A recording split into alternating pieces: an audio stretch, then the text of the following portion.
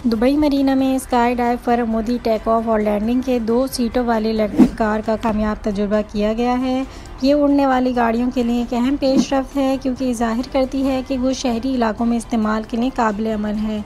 उड़ने वाली कार चीनी इंजीनियर्स की जानिब से एक ऐसी गाड़ी बनाने की कोशिश है जो मसनूई जहानत के कंट्रोल के निज़ाम से लैस हो और जो ख़ुद मुख्तार तौर पर परवाज़ भी कर सके।